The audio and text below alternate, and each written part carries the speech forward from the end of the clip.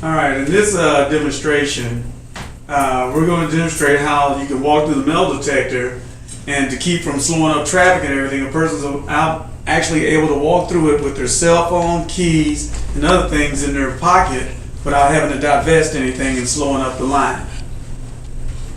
Now, if this same person goes through with a weapon, in this setting we have it set for a more stringent level, to where if you're trying to detect objects as far as knives and pocket knives and things like that, then the person will have to take their keys and cell phones and possibly their belt off, but it'll be able to pick up, the smaller items. And that's the point to it. So it's all going to depend on what you're trying to detect. We can set these systems to eliminate things like cell phone and keys and so forth, so that you don't have to have people divest everything. Or if you want to be able to pick up more things, then you will have to set it for a level where they do have to take off their keys and cell phones and belt buckles. All right, on this demonstration, the same person is going to walk through with their keys and cell phones, but as you notice, the lights lit up at their mid-waist level. And that's because they actually have a weapon on them at this time. And that's what it's picking up.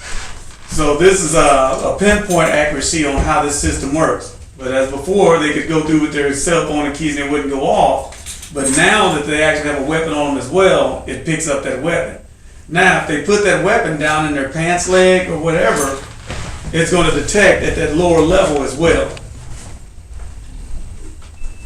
And the lights show up at the lower level. So if they had it in their boot or their foot area, then they would detect as well.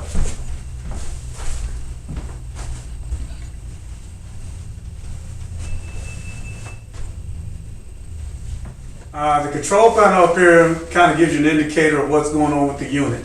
You always want to make sure you got 4 dashes up here. That means everything is operating fine. If something is a small thread or interfering with it, you see how you have a couple of stars up here. It's indicating that it's picking up some type of signal.